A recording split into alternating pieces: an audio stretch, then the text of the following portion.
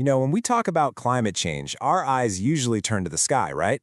But what if I told you the real story, the one with the longest memory, is happening deep beneath the waves? So let's dive in and explore the ocean's massive, multi-century role in our planet's climate, a memory that is absolutely going to shape our future for generations to come. This quote from Abraham et al. Really just hits you, doesn't it? I mean, we're not talking about next year or even the next decade. The ocean, it operates on this immense timescale that completely challenges how we as a society even think about planning for the future. It's like the changes we're making right now are being etched into this deep memory that's going to last for, well, for generations.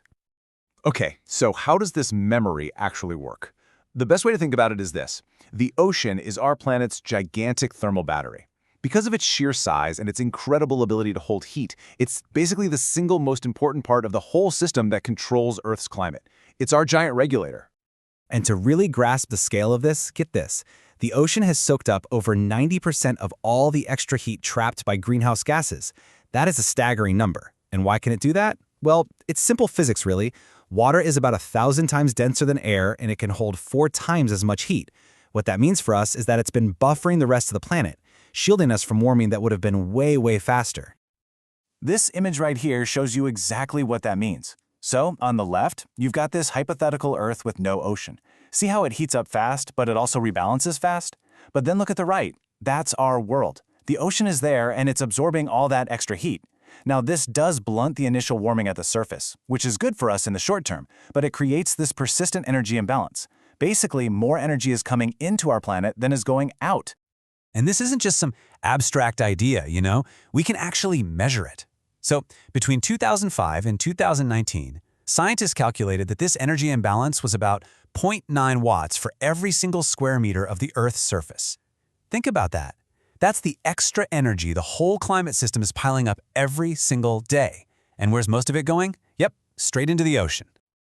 Okay, but if you want to track all that energy and figure out where it's going, scientists first had to solve a really fundamental problem. How in the world do you accurately measure the ocean's most critical, most active layer, the surface? Getting this part right is absolutely key to understanding everything else. And that brings us to this really important concept, the mixed layer depth, or MLD for short.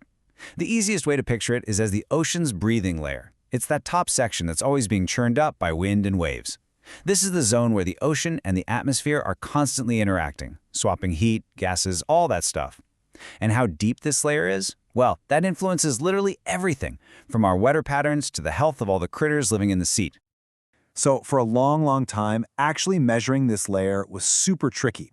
The old ways of doing it relied on these thresholds for temperature or density, but the problem was a rule that worked in one part of the ocean would totally fail in another. The result?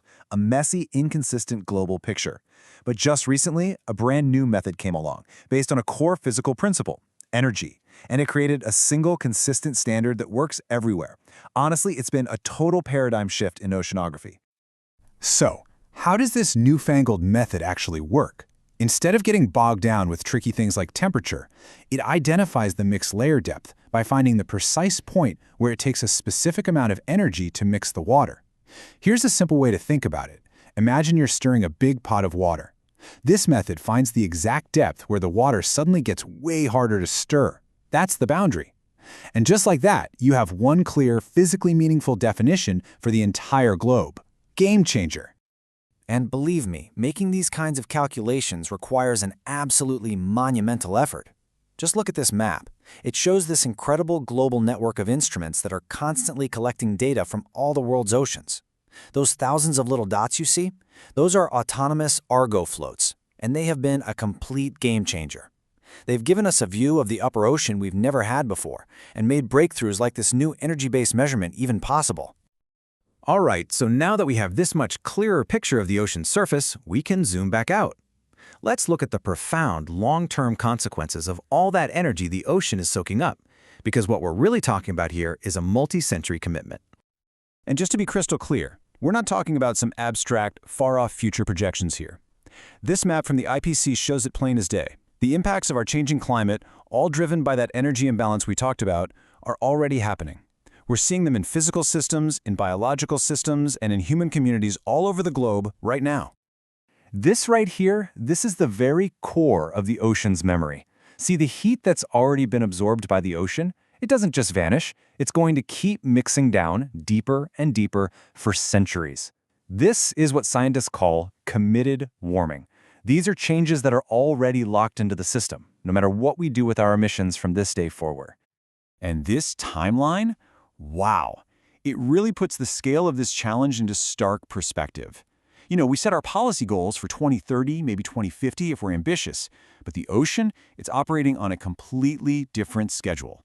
Deep ocean warming and sea level rise are already locked in for well past 2060, and the entire climate system won't find a new balance for hundreds of years. And I want to stress this. The scientific confidence about these future changes is incredibly high. Take a look at this chart from the IPCC. If you look over at the open ocean panel on the right, you'll see there's high confidence that average ocean temperature, marine heat waves, and ocean acidity are all going to keep going up. These aren't maybes. They're about as close to certainties as you can get in science. So all of this brings us to what's probably the most important question of all. Why does this multi-century commitment matter to us, right here, right now?